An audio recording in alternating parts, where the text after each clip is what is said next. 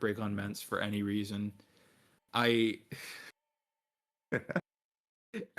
mean, just to prove myself wrong, I guess, you know?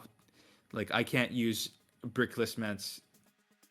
That's just my mentality. And if I'm like, why can't I use brickless Ments? You know, I'll just do it to prove it to myself. But other than that, like, it's too fucking good. Wait, I could not have set this up better. Literally, look at the next team in the list. It's exactly what I was just talking about, and it has another thing I wanted to show you. There you go. Yeah. Well, no. So here's the thinking on this team. Mm-hmm. It starts with the Jirachi. The Jirachi is primarily checked by Tar, but we force damage onto the Tar early with Zapdos. That forces the Skarm to roar the mid-game Jirachi out, so you get the Fire Punch damage on it, and then that's what enables the Ments. That's clever. I did not test this one, so like it actually might not work at all. But like that was what I was thinking as I was building it. I like the logic, but my one point of contention here, I mean, the Celebi set I'm not convinced by. I do like how it lures opposing Celebi, but the point that I'm trying to get at here is if they're bringing double blob, as they often do with Celebi, like to recover users, right? Mm-hmm. And well, actually, they wouldn't be bringing Tyranitar. Well, yeah, never mind. I guess this is clever because you're not running into a team where you're going to play hidden power fighting on the first turn and find that there's a bulky Celebi in the back, which walls your Ments. You know, walls everything, kind of trades with them, kind of. Yeah, this team is really hoping to not see Tar plus Bye because it kind of relies on the surprise hit on Zap on both of them. But yeah, I'm lucky it doesn't exist because like once you show one of those, they expect the other. Actually, you can show Peck and they won't expect Fight to a degree. Once you show Fight, they are going to play around Peck. Yeah. But no, I mean, this is very clever. I think it's a nice synergy. I mean, I'm still a little bit skeptical on the Celebi set. I mean, I like it as a utility piece, but it's kind of like I think that's like a great example of what I was talking about at the start when I say I kind of overload on tech. Like that was just another thing I had wanted to try, like fast ice, Bye to lure Ments, and I kind of just put it on there. My only problem is that I feel like you do want a little bit more for Skarmory still, because this Swampert, I don't know if it's really going to be luring down Skarmory super well, and you don't have a Metagross. You're kind of relying on this sneaky approach, and again, if you're facing a team that's like very bulky, it's possible that you're getting into these uncomfortable situations because you're not being super forceful. You're game planning based on you know, particular lead interaction. I mean, I'd have to think about the matchup spread, but sure. I'm just not 1000% convinced that this Ments is well supported without a Metagross. Like, even if you can convince me that it does work in current meta, I just don't see how you've compensated for dropping the Metagross. You know what I mean? I think this team sorely misses the boom. Yeah, that's one of the big ones. You have Endeavor to reverse momentum, but I mean your Pert is also not the most physically interesting defensively. No, not at all. Ice and Celebi, which is nice, and it Intimidate and that was like half to not what Ments set up on me because I figured I would just lose to Ments setup. Of course. Yeah. No, it's clever. I like this. I think you should be able to win a decent amount of games, right? We're just ironing out some details and talking about some technical stuff. Like this isn't a team that you should just bin, right? Because it should be able to win games. But I mean, still, there are like one or two technical issues that I notice. So you would go Fire here, or would you revert back to meta potentially? I mean. We don't have to fix the team. Like I'm kind of curious, but for me, Metagross is the fastest way to solve the problem. Or I don't know. I don't really need like Bye is a Zap switch, which I kind of want. It is a You do Water have switch, which I kind of that. want, but like you could just put meta in Yeah. that slot. Like you could definitely do that shit. Or Regirock. I'm never gonna say no to Regirock. You know that actually might make the I don't know if that would make You the have special one more weaknesses play too bad. dollar, which does something nice for Ments. Regirock also helps you versus opposing Ments, like mixed Ments in particular. Because your Zapdos is minus special defense, right? It is, yeah. Um, It has some you don't really. issues. So I do think that Regirock helps in the Celebi slot. Also, you don't really have any pivots. Like when Pert comes in, it shouldn't be switching out. It should be trading. Zapdos is not a baton pass user. Celebi is not a baton pass user on this team. Like this is baton pass is absolutely necessary when you're using Celebi or Zapdos on offense, in my opinion. I run The only basically instance, no dry pass. Maybe I should. I mean, it's not about dry pass. It's about like having a threat factor there too. Like this is why I think that the the agility pass ban was extremely bad. Like on the one hand, like Zapdos needs its HP, so sacrificing HP for substitutes is already like it's not super pleasant. Your Zapdos loses a lot of utility by having to sacrifice HP to baton pass. And on the other hand,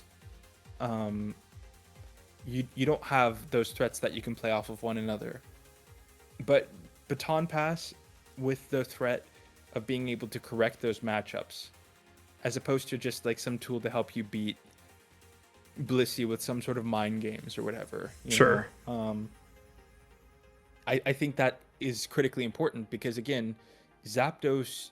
I think people criminally underrate Zapdos as it is now, but I think one of the reasons why they're doing it now is because they always have, and they've misunderstood that baton pass is what you need to make it work. Hmm. And as far as offense goes, in my opinion, I'm not really a big fan of Celebi on these types of builds without baton pass because I feel like if you're doing offense with Celebi, I think it should be a mag build with baton pass or a special offense build or some kind of mixed offense build with baton pass. But generally speaking, I think that Snorlax is better. I was actually In about that to slot. ask if that would work because I feel like you definitely need a zap switching on this with the minus Spadef zap lead. If you're not using baton pass, Snorlax is a massive upgrade in my opinion. Let's go to the next team because it's literally fucking that. I did not plan this. Oh yeah, there you go. I mean, I've been using that a lot. Or Suicune understand. Yeah, the Suicune is like my rule with Coon plus Lax with Sandus. Yeah, it has. If one is elite, I can live with it, even if it's not great. That Coon is also kind of just hard fishing an entire style, and the other five in the back are meant to win against the others. No, I respect this. This is something that I've messed with before. Ments being Earthquake. Kind of. Okay, I guess you're kind of taking advantage of the fact that you don't see Blissey with Tyranitar these days. So you typically see Blissey on these Sandless builds, and Suicune should be game-winning versus those. Snorlax should offer some serious compensation, and Pert should offer some serious compensation. Metagross should offer some serious compensation. You can afford to run Earthquake instead of Brick Break on the Ments. Yeah, my thinking was purely that was like the anti-offense pick here. A little bit different than where it would normally fit. No, this is clever. I like this. I think there's a ton to say about this one. It's a little bit more straightforward in terms of mix-off. Like, this is the kind of basic shit you see all the time. I mean, my one point of concern, not really concern, just like an observation on some sort of tech that could potentially be changed is I think I might lead Mence here. To keep Kuhn in the back because you want Pert to break for Kuhn. You can like turn one Surf versus certain teams with Kuhn and get chip early, which is nice. So that might be more interesting. But versus like certain teams, you do want Pert to be the first water that shows its face and to keep Kuhn in the back so that you have that surprise factor. But this is a 6 that I think is doable.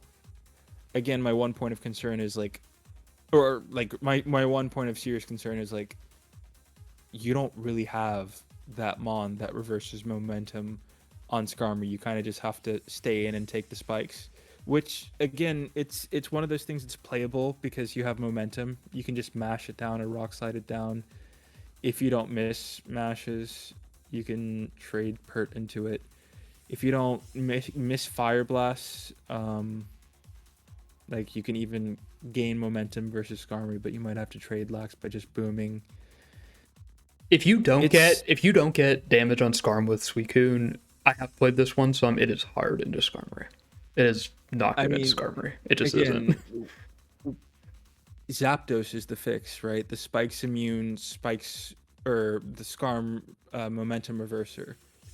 I hate to keep saying this, but like that, I rage quit because of everything around those conversations with Zapdos and the fact that it got banned the way that it did. It was, yeah. I mean, I was not a fan of the way that process was carried out. I don't think I was as much of a staunch Speed Pass supporter as you, but that wasn't done well. I think you're starting to get it though, right? Like, if you can't get the most out of Zapdos on these builds, then yeah. Let me show you the next one. I'm pushing you out of your comfort zone just a little bit here. He's got spikes. Just a little bit. Just a little bit.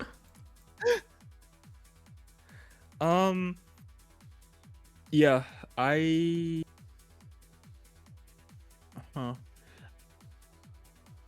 don't understand how Jolt is getting momentum here except for against Zapdos. You have like several pivots. You have a Tyranitar that is a pivot set. You have Fortress. You have Jolteon. And then you have no backbone here. So it's coming across like you want to play momentum with the N Pert. With the Jirachi, you kind of want to keep it in the back. You're not really interested in using it as a hit and run piece, I feel. I'm not sure what's going on with the Gengar. The Gengar is, I mean, obviously there to spin block, but I'm not sure what it's doing defensively for you other than it's being my spin. It's that and being my ground immune. There you go. It just feels a little bit disjointed defensively and offensively, and I don't know, call me conservative. I'm just not in love with the 4E as the mono spinner with no suit, but also it just feels like you really maximize the value of spin with grounded bulky mons that, you know, really appreciate those spikes coming off. I don't see how it's better than using, for example, a Smeargle. You know what I mean? I know, I do. I guess so. I realized most people are not as much of a fan of this style as I am. I've been building a lot of 4E offense entirely without suit, and the thinking is that effectively I'm just using it as spikes and boom in a lot of games, and then so many teams are running, or so many Skarmory teams are not running Gengar these days, and like I feel like that's the style. Like the Claydol stuff is what the style naturally struggles into, and like you kind of just get the spin for free. So like I cheat on supporting the 4E and kind of hope to match up the divide the extremes in that way. But like this, I'm looking at this more now. I feel like that should not be BKC Tar. It should be DD. That was the thing, right? If you're not going to commit to the bid, if you're going to be pivoting, then what are you doing? I mean, I need sweeping here. I'm looking at this. I'm not saying sweeping if it's not Jolt. I mean, like, I guess CM, like, no, like, ending the game sweeping.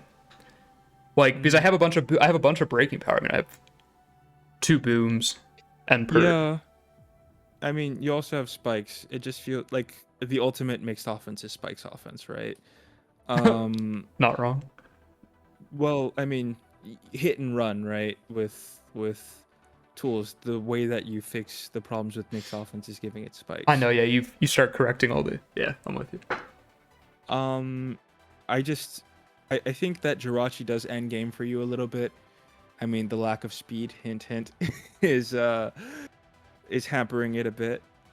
I also think that if you get a Tar in front of your Gengar, in front of your Jirachi, in front of your Fortress, if they bluff mixed and they just DD on your 4E, you're in a little bit of trouble. Yeah, you're not wrong. All right. Yeah, Which, this I don't love this one either, to be honest. well, I'm not trying to put No, a you're good. red You're good. blanket on. I respect your approach, like the freedom. I'm just talking on how I view it, and honestly, you might have the same matchup spread that I have in terms of like versatility, the breadth of teams that are covered, and I'm just focusing on these one or two teams which I think are critically important. But again, like I've dipped, I have not been active, so No, it's you're possible that the dude. meta has shifted. You haven't been gone that long. Things haven't changed that much. Okay, I want you also though. Feel free, like please don't hold back. I'm good. My ego does not need I'm not preserved here. holding But back. no, good because this next one. Oh, the next one is the next one in here. Kurachi, Snorlax lead. self-destruct, sleep talk, CB. I don't see it in mine. Okay, I didn't import that one. Let me get that here real quick. This one is like probably the least serious of what I've built here, but I'm at least like I'm proud of what the idea was trying to be. I mean, maybe instead of talking about this particular six, what do you think about the potential Kurachi. prospects you have, Kurachi? Um, it feels like I liked it when you showed it to me. Um, it's not okay. Bold is interesting. It's not beating V5. I feel. Um, depending on how they play it, like they can boom doll to Doug Trio. Doug Trio actually feels like a problem for this type of comp. Um, you see, the thing about Jirachi is I feel like the typing makes it a nice pivot, more interesting than Kun, but choosing that one coverage move that does what you need it to do is maybe the bit that's a little obnoxious because you're walled by like Tyranitar, and if you run into like a BKC tar, that's annoying, right? It is. Um, and if you're choosing to use Ice Punch as opposed to Fire Punch, like Skarmory can even just come in on you. Swampert comes in on you comfortably. Again, this is assuming that you don't like instantly freeze. Magneton is annoying. Um, Snorlax, Metagross, they're a couple ones. You mentioned like mono Fire Punch as an interesting option. Yeah, Spreak has And I run that know not with Rest Sleep Talk, but he's run that with Sub Tech CM. No, actually, no, he ran oh Wish. He yes, ran yes. Wish with it. He ran Wish with it. It was Sub CM Wish Fire. I mean, that's one that's a bit older. I think also there was the old like draft set of like mono CM with psychic. Um, it- that's kind of the set that got Jirachi banned. Oh, was it really? Um, for real, like, That's and funny. I know that I wouldn't have people guessed that's why. have there. I think CF had a post a while back from SPL 11 or something or 10. I'm not sure, where he shared a team with Mono Jirachi, and people used it with like Mag and Doug. I think he did as well, um, to try and unlock that potential. I mean, again, the idea of Jirachi as a pivot is quite nice. Like into arrow teams, you do gain momentum on Skarmory, but when you're giving up that special attacking pressure into Skarmory in particular, and you're also getting abused by all the physical tanks, it's going to be very difficult to matchup divide. It's the support mon, like the pivot that is walled. You know what I mean? Like that coverage makes it just an anchor. It makes it like a last mon setup sweeper, and Sure. then in that capacity, you do have to ask: is it better to use this mon than another mon which offers a different compression? Like Monokun, for example, uh, offers that bulky water pivot for some of those teams, and also offers like some pressure into Skarmory for like a Salamence. You don't need to pair it with Mag and Doug. That's just the one. Like, it looks like it's promising, but Jirachi is just checked by too many mons because it doesn't have unwallable special coverage, I feel. Hmm. Okay, I want to ask you. I know what team I was asking about last time. It's another one I tried to build with Jirachi. I gotta go in here shortly. Let's look at number 10 in there, the Raikou lead one. This is like the other direction I tried to go in with the Rachi. And it's actually, I think that's the set you were talking about earlier. Actually, you didn't have sub, right? You were Bolt Beam, Grass. Ice Punch. Right, okay. Yeah. There's no water type. I'm a little bit skeptical of that because this team is sketchy in terms of physical backbone. You do use Regice. I mean, it has Boom, and I guess you have Raikou and Dugtrio to lure Tyranitar, so you can kind of cheat in that capacity. Basically, half this team DDM is luring Tar. Yeah. No, well, Arrow is Arrow is way more of a concern, I think. well, it's the stacking of them, right? The Fizmons when they're stacked. Right. That becomes a problem, and Tyranitar is just the most portable. So what is it that you wanted to focus on? Because like I can critique the technical aspect, but if there's an idea here that you like, then maybe there's something to be salvaged.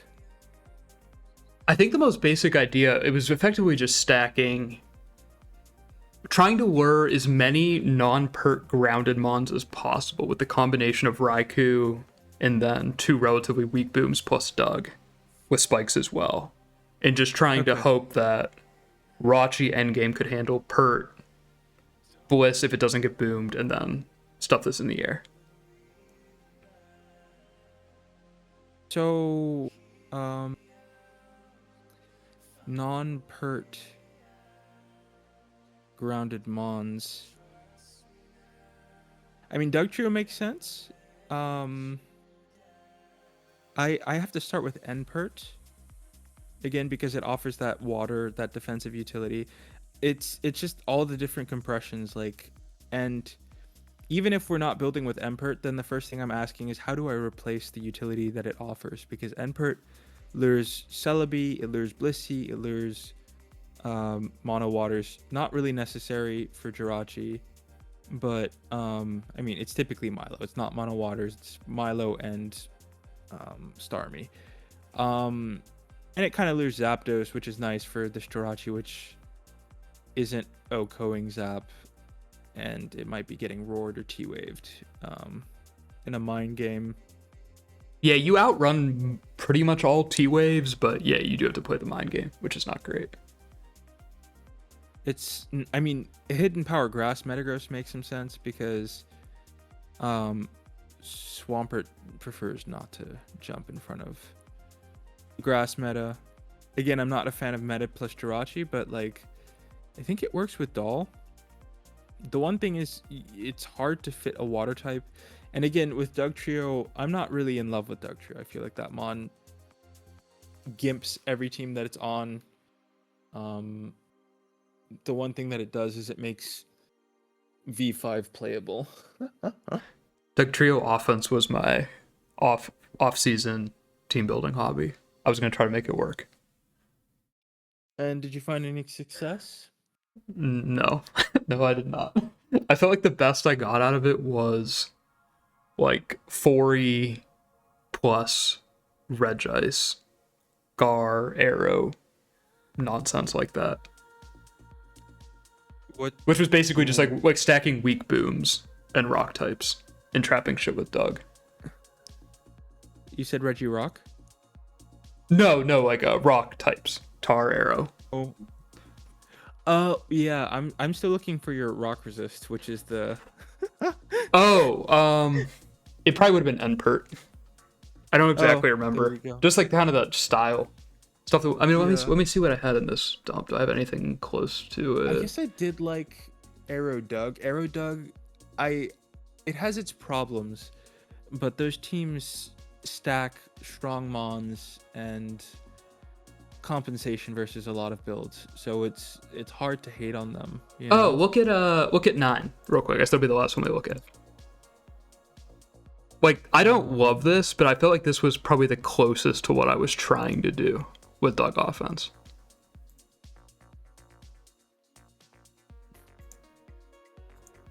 okay, okay. I actually really, I shouldn't say really, but like, I've been happy with Agi, fat Agi grass zap for El Clasico end games because they never have their tars still. If you get an Agi, you're just fantastic into the rest. I'm hold on. I'm trying to remember the Kurtz team that ABR modified and put Fori on it. Forgetting what was in place of Doug Trio. I do Um, not remember that team offhand. Starmie, that's what it was. The Oh, team, ew. yeah. Um, I mean, you had double spin and all that other stuff. Again, I feel like the big upside of Doug Trio is being able to support, um, like special offenses being able to support one of those consistent special sweepers. Hmm. Um, Obviously that's like luring Blissey. That's the main functionality, and I guess also helping versus Tyranitar. But it feels like, um, I don't know. Gengar can be dealt with through other means, generally speaking. Um, and Zapdos, not so much.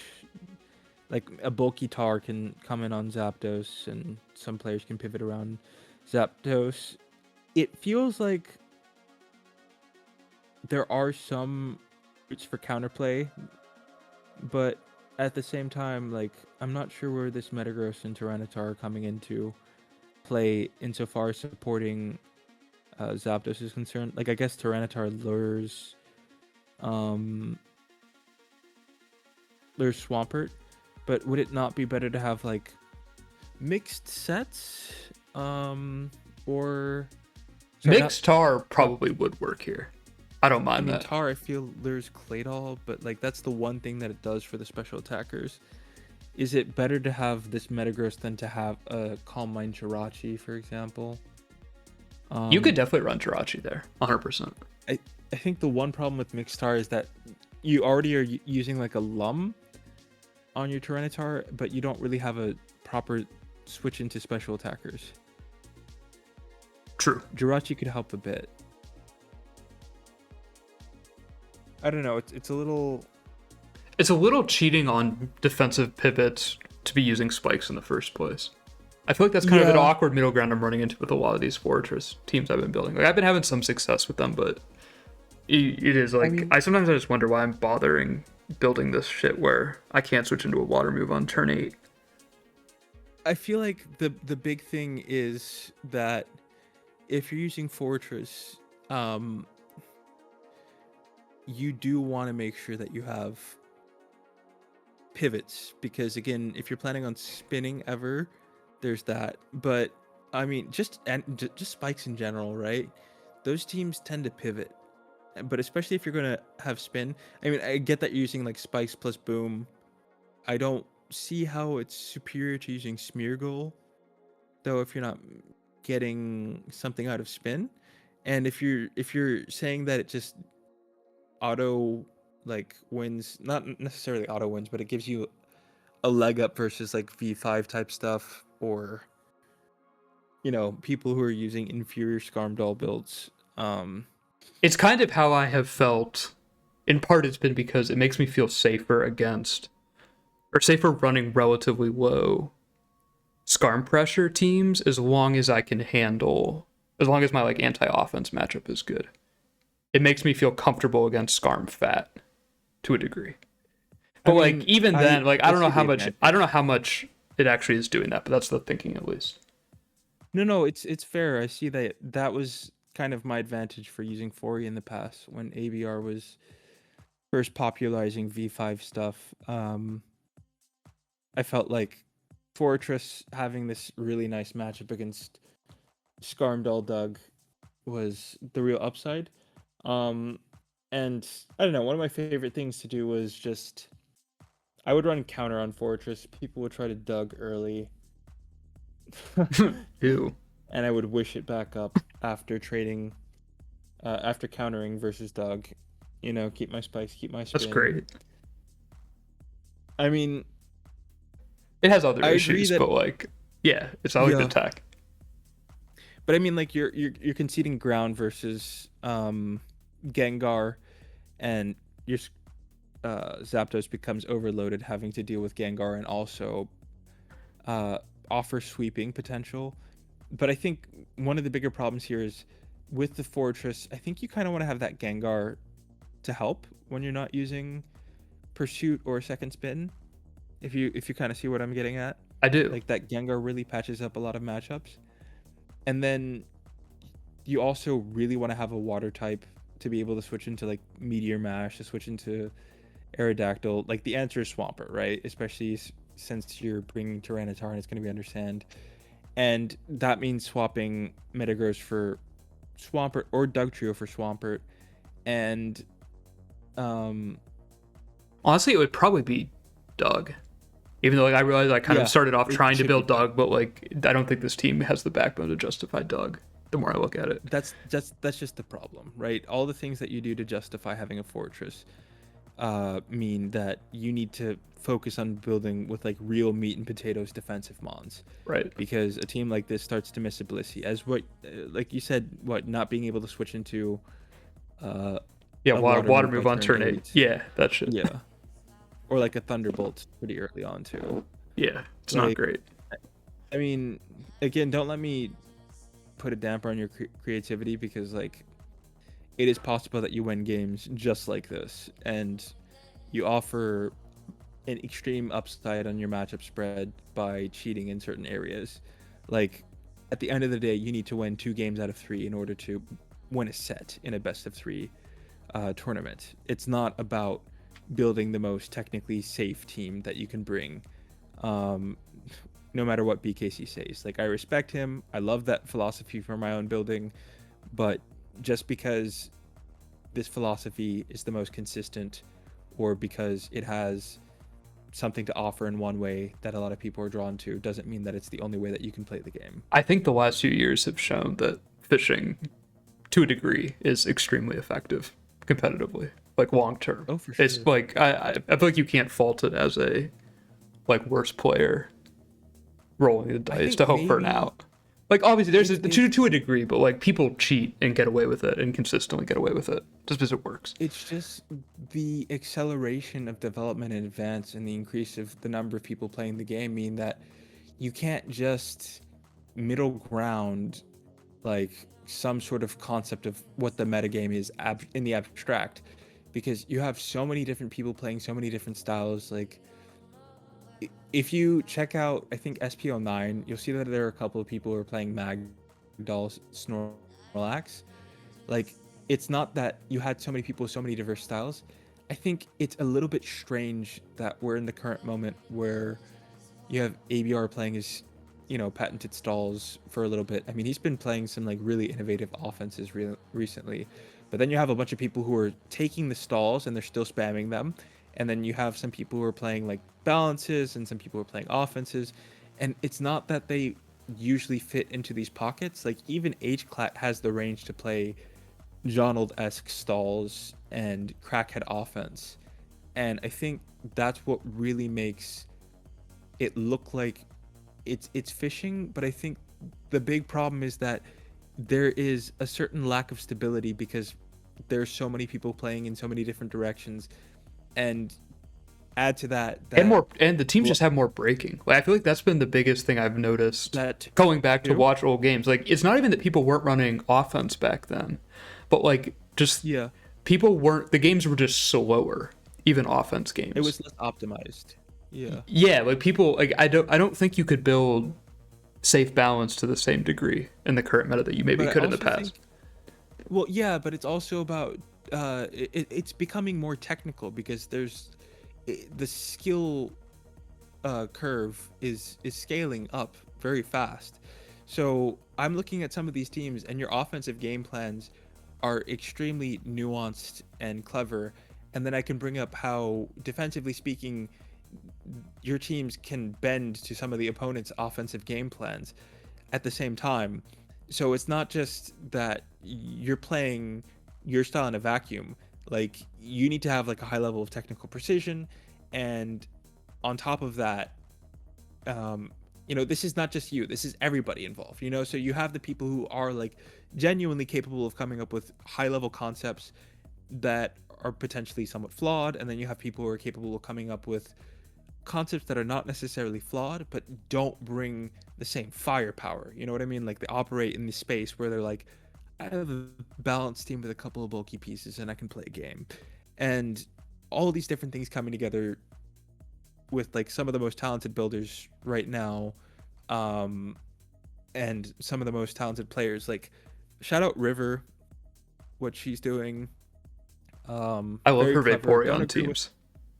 Oh yeah, no, I complimented her on them. Like, the first time I saw that in AVPL, I think it was week one, might have been versus Kaloum. I was like, this team, this is something special. But I mean, again, technically speaking, I can nitpick a couple of details, but the firepower is there, right? And the fact is that a lot of people are finding success in different styles, and it's not even just that they're fishing. It's very often just like it's so fucking technically hard, especially with, you know, a few years ago, um, when I was starting to play, like, nobody was bringing Raikou. It's not fishing to ignore Raikou in a metagame where nobody's using Raikou. But after CM Bliss meta, you had to be prepared for Raikou because everybody was like able to bring that. Like, there were a lot of threatening teams coming out with it. And I mean, I guess people didn't stop getting smashed on the ladder by it, but like, you weren't seeing it in tournament play. You know what I mean? I Like, do. No, I do.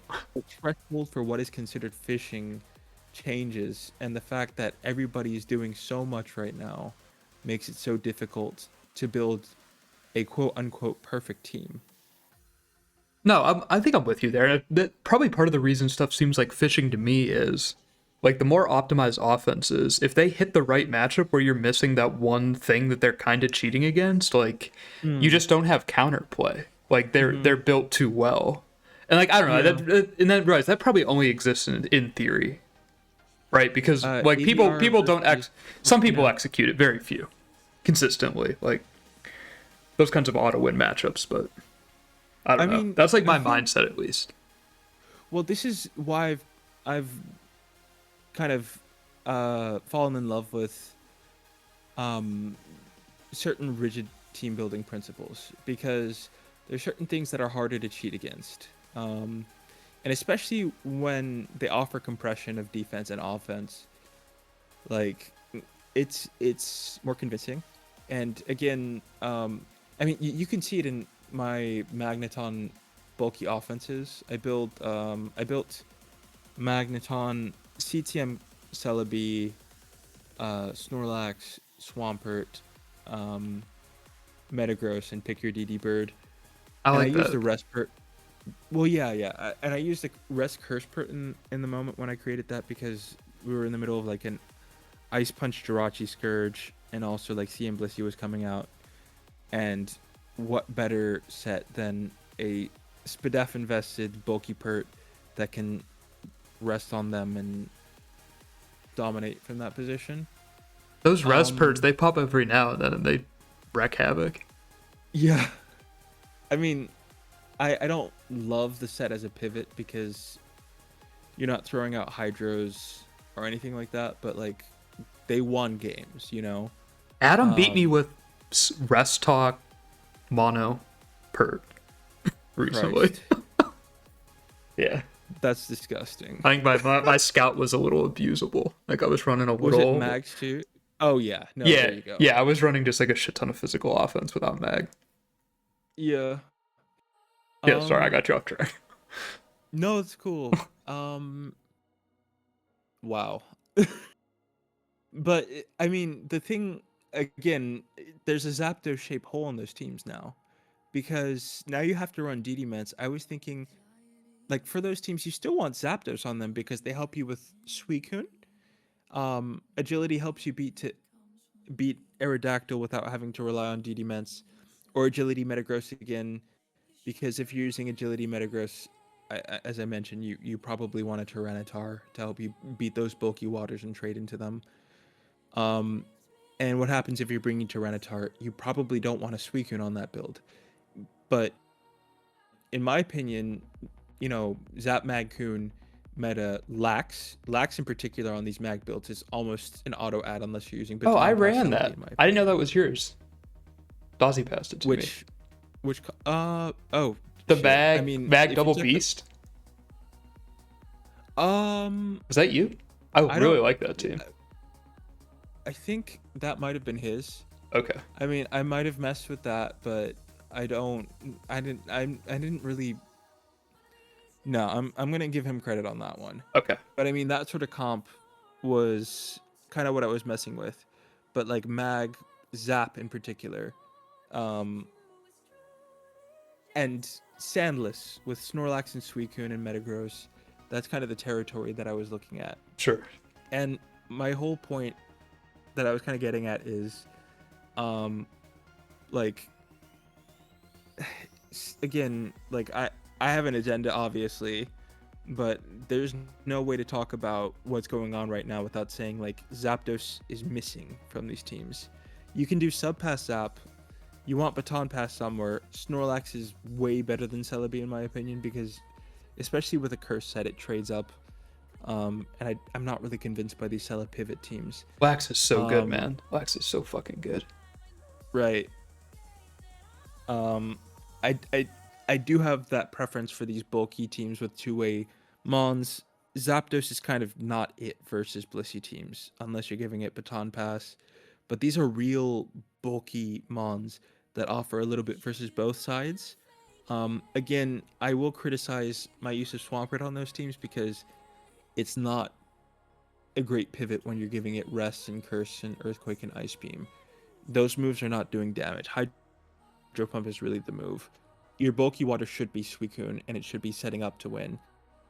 And those Surfs are nice for being able to trade into, like Zapdos. Surfs and Ice Beams are nice to trade into Zapdos to support like a DD Mence without Rock Slide, for example.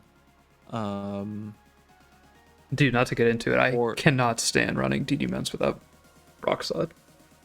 well, I'm not even trying to mention this one only, but like there are some goofy little things you can do. I mean, it supports, for example, agility Metagross to some extent if you're using a Regirock as opposed to a Tyranitar.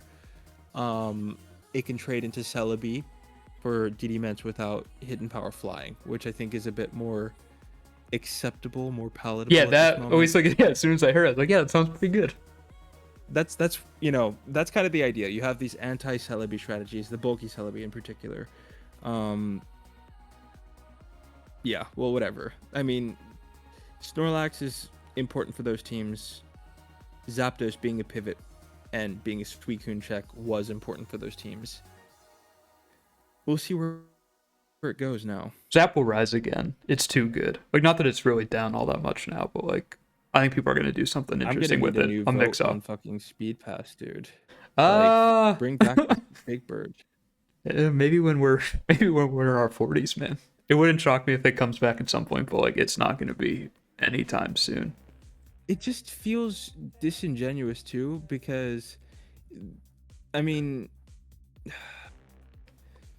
in my opinion, the way that it happened, it's just I don't know. Like you lowered the fucking Rex as much as possible. The Rex have never been lower. you do it in a moment in time when public sentiment is in favor of banning just speed pass outright. Yeah, blame You Spreak know, and Jonald. I'm kidding, but like they weren't no part of it. yeah, I mean, yeah, and also Like Jim was featuring the shit they were building. it's not even just that, it's also the fact that the people who were talking about it were like extremely disingenuous. Like, I respect the hell out of what ABR has done. Like, love his builds, taken so much inspiration from him. But he was talking about how Frudazi was using so much speed pass as just like, it was not even because he liked speed pass that much. It was more of an agenda statement. Oh, that's weird. Well, yeah, it is. And he was also saying that he didn't see how it was helpful against other stuff. I can understand that, but specifically the argument that, you know, people don't even believe in what they're doing so much because they're more of the mentality that it's a gimmick or something like that. Like, what's problematic for me in there is you assume that nobody else can come up with an idea that you don't understand. You know, it doesn't start from the perspective of like, oh, I never considered this, I have to take a look at this. It starts from the perspective of, I know how to build and that's wrong. And especially the people who are like science bros in the builder who are like, this is the technically correct way of building, as opposed to appreciating that this is just a game and an art form where it's about finding the way to enjoy the game, you know, I being do. creative. I like speed pass a lot. Actually, the one time I played for Dazzy, it was for some small tour. That was it was before the vote on speed pass, but after like the discussion stuff had gone up, so we were in the thick of it, and we ran in 2 games. We used 3 speed pass teams, which I think was a bit of an agenda statement, but I liked it a lot. It was a ton of fun. My biggest frustration, I know everybody says this, but like I hate how rigid it feels fitting Doug punishes, especially because I like using Npert so much, and Npert it just invites the Doug revenge constantly. I feel like it works. I feel like the teams are still good. I don't feel like they're unviable. I think they're just less flexible, but we'll see. Talk about killing special offense. Like, Doug Trio is both the problem and also like the problem for special offense and the problem with special offense, you know? Sure, yeah. Like these disgustingly fishy fucking bulky Doug teams that sell out versus DD Tar to run like the slowest Doug in the world just to get their coon flinched. Dude, seeing the base 100s outrun Doug every now and then, holy shit. There you go. But yeah, that's kind of why I was on the kick of like, hey, if we're going to talk about banning Zap Pass, at the very first, like at the very least, let's first talk about what we can do about Doug Trio. I think that actually will. Because Like, I don't think Speed Pass is going to get unbanned, but like, I would not be surprised if they do something about Doug in the next like 2 years. the tier is going to be stale. It's going to be quite stale now that Zap is gone, in my opinion. Like, there's been again that intensification where everybody's playing, everybody's innovating, everybody's coming up with stuff. Like, I don't think that this is sustainable at this point. I don't think that there's so many new directions that things can be taken in, because I mean, there's so much stuff that has been experimented with. At a certain point, it's just going to get into the RPS all over again, and it's going to settle down into whatever it is. You know what I mean? Like, I don't think that we stay in a space where it is tenable to have Doug Trio in the tier gatekeeping everything. And I remember having an argument with Endel, like a friendly debate about why we need to keep Zap Pass in the tier, or ban Doug Trio in particular. Ban Doug Trio. That's the one. It was all sort of related, so it's kind of blending together. But my contention was, if we ban Doug Trio, then the diversity of the tier improves. He said, we don't need any more diversity. It's already hard enough to sort of contend with the sheer number of threats in the tier.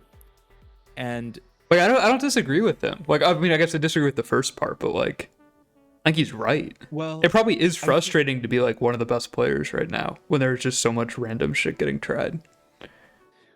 I think I mean there is a certain positive element to centralization, but um I think the problem is that the equilibrium that we've settled on invites a certain element of rock paper scissors. You know? Like I think we need to recalibrate so that the meta does continue to evolve and that we get away from the rock paper scissors of it all. Hmm. I guess we'll have to see. I'm not so much.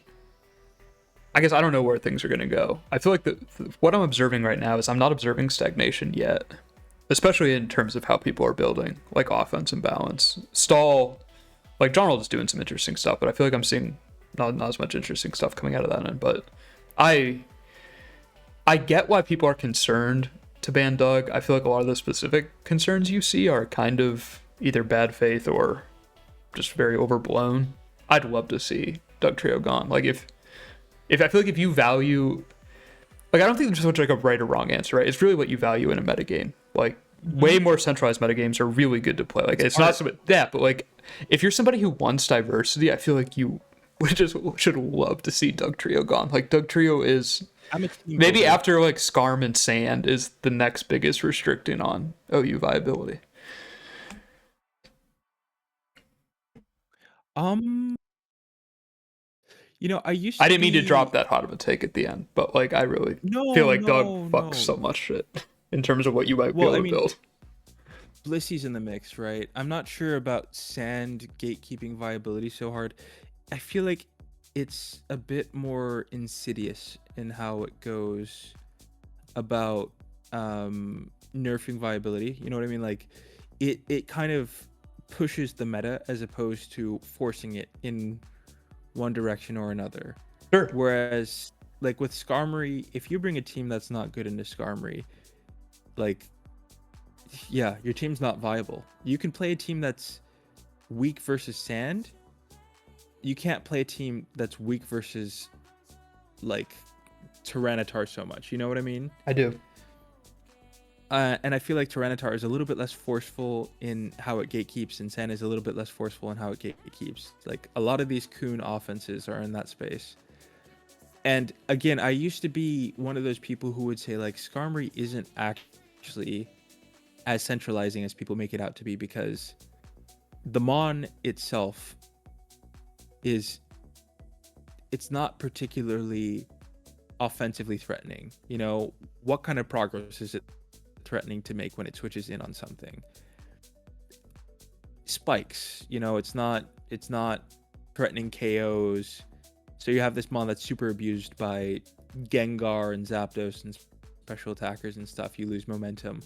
And there's certain ways you can prove that, but I feel like outside of Spikes builds, the only answer that you have to that is mixed attackers and like special attackers. And we discussed this earlier.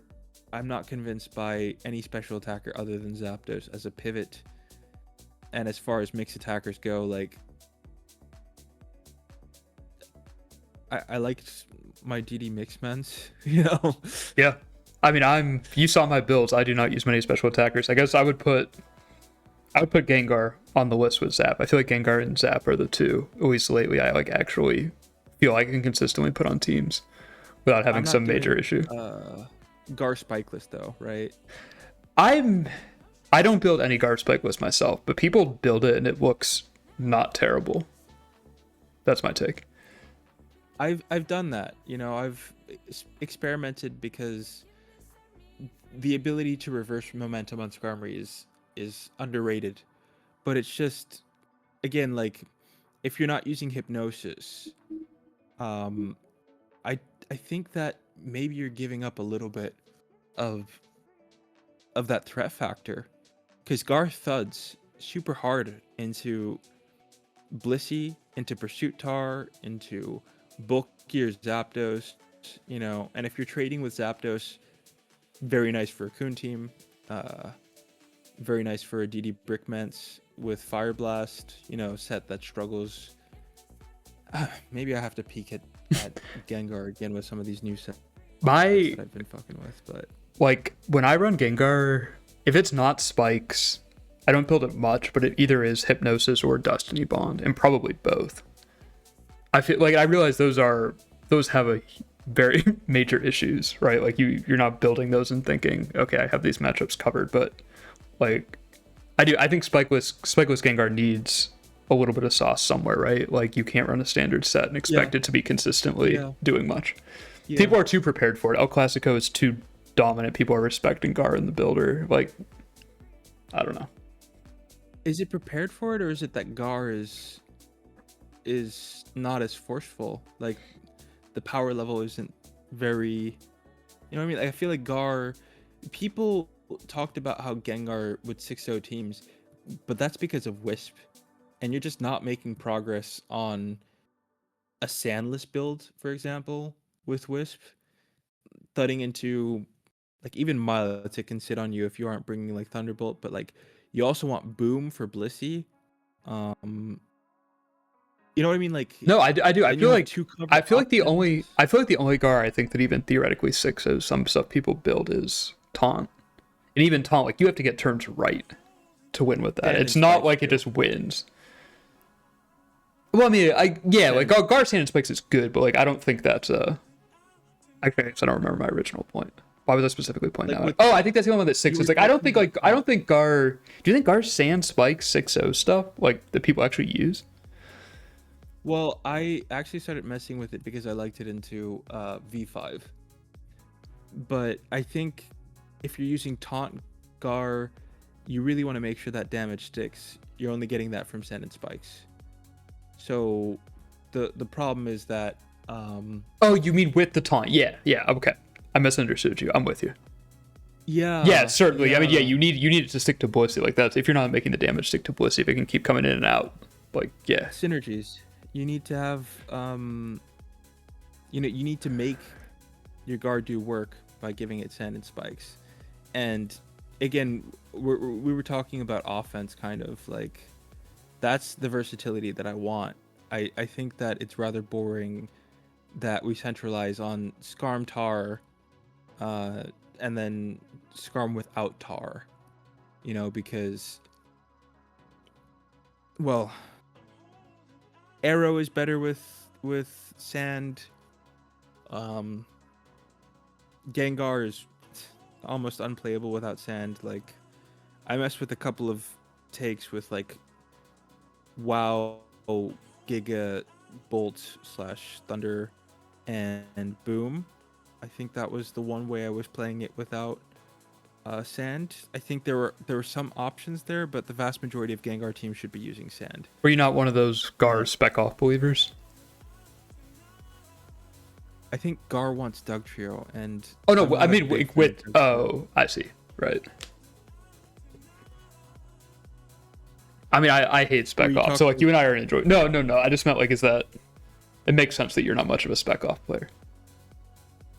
I At least not in the traditional sense. Like at least like when I a lot like of the stuff that I think is agility spec off past is Zapdos. wait. Yeah. I'm sorry, No, bro. Like you're fine. You're fine. I feel like I the really quote like unquote these. spec off I like is like the double beast Jirachi, but then like DD Tar stuff, not Doug meta Sandless. I don't know if that's even mix Um, off or is that even spec off at that point? Or is that just mix off? well, for me, the real issue with this Sand build with the double dogs is that sorry, Kuhn benefits from Sandless, Raikou benefits from Sandless, and I'm not just meaning it defensively speaking. It's like you're beating different Blissey sets with Substitute that really helps your HP, or with Rest that helps your HP. Defensively, it also helps, obviously. And I feel like the big advantage to having Kuhn on an offensive team or Raikou on an offensive team is under Sandless conditions, you can match up Divide extremely well. So if that means that you keep Tyranitar in the back, sure. But I think typically you're building without Tyranitar and you're including a Snorlax, or otherwise a Baton Pass Celebi with Tyranitar in the back. Very specific stuff, obviously, but the point being that you can 6-0 different teams depending on uh right. So Kuhn coming out with sand off of the field has an amazing matchup versus V5 like sub roar. You know what I mean? I do. I Whereas showed you that earlier. I love fishing right, V5 right. with that shit. You understand the theory then, right? I It's do. very yeah.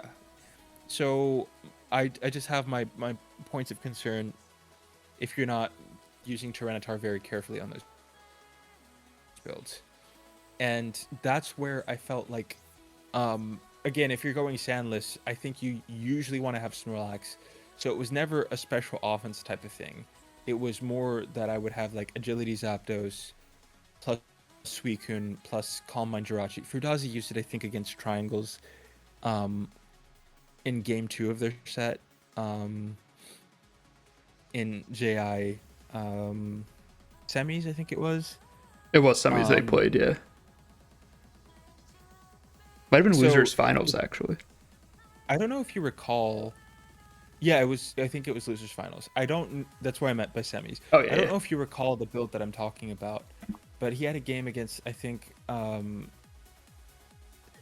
the CB build with it was M Drag. I think it was M Dragon CB build. Sutar Skarm Mag Celebi Milotic CB. I don't remember the Um. game. No. Well, Firdazi had some. He had multiple win states with an agility Zapdos, and he kept on uh, trying to force the win with Jirachi or something. And ultimately, I think he ended up sacking the Zapdos and winning with Jirachi as opposed to speed, using agility and then winning.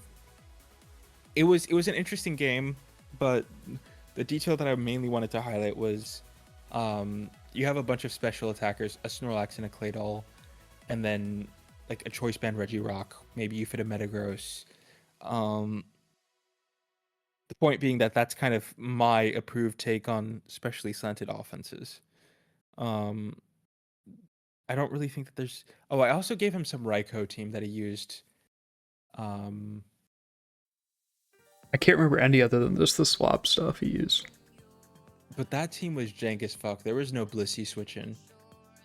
I mean, he ran some relatively jank stuff, but he made it work, so I'll give him credit I for it. mean, yeah, I passed him like most of that shit, and anything that I didn't pass him was something based on something I passed. Well, good showing for you. Yeah, yeah. I mean, I don't know. I'm more interested in the art of the game than getting credit for any of this shit. Um, I just love to talk mons. I love to build. I love the social aspect of talking with friends. I'm done with the sort of I don't know. For a moment, I was just kind of sick of the culture, which is why I had to take my distance. No, I get you, man. Um, We're glad you're back. yeah, and At also least like partially. lost a couple of toys in the builder. No speed pass, like, and I'm not. I wasn't trying to like advance any kind of agenda by making the point several times, but just genuinely speaking, Zapdos is one of the first tools that I reach for when building some of these offenses because you need that special pivot that can reverse momentum on Skarmory, and the options are extremely limited. There are just no mons that reverse momentum like Zapdos because I mean I guess there's like Charizard, but Charizard has its limitations and it's obviously dunked on by Milotic. I mean, there's like Um, 6 Pokemon that hit hard enough to do that. It's pretty easy to go through the list in uh, your head. Well, not the way to do it right now, but Moltres, yeah, it's like Mole, Jolt, Houndoom, Raikou, Houndoom. Magneton, I guess, but Yeah, Mag, if you want to count depends that. on whether you want to consider Magneton a Pokemon. Like off guard, kinda. Even Defgar, Electrode. somewhat, but Yeah, but I mean, again, when we talk about well, these mons Yeah, too, we Defgar is have not to. momentum. You're not going to do momentum back. You do something that threatens it out. That's not the same thing. No, no, I get that. But what Yeah, I'm trying to say is that is the point, right? sure. You start to try and optimize these mons, and then very quickly with Kangaroo, like, great, this needs spikes. With Raikou, it's like this isn't a pivot because defensively speaking, it is not as useful as you could hope for. You know, you try to treat it as a Zapdos switch in. They come with El Clasico or they come with Doug Trio, and you are a sad, sad boy. You know, the sand, the spikes, the Gengar with Will-O-Wisp. You know, your Zapdos check melts It's not. It's not a under zap the check. Like it. You need it. heat of the moment. Raikou hits the field optimistically twice. There you go. I mean, you can try to give it rest, but in the Doug Trio metagame, this is why I'm cool with rest Raikou coming into vogue. You know, like give me a little bit of versatility versus Skarmory because that mon is too oppressive. I understand that people love their centralization, but you know, if we're not going to have any sort of element of counterbalancing, like this is why I feel that people have been sleeping so heavily on Zapdos. Sorry, I don't have to keep making the point. He's coming back. Don't worry. Call up all the homies, you know, call up all the agents. We just hit the 2-hour mark. I think I'm gonna go to bed. Hey, split it up, do whatever you have to. I mean, this is podcast mode, but It is. I'm really just I guess I might as well end the recording. Thanks for watching, guys.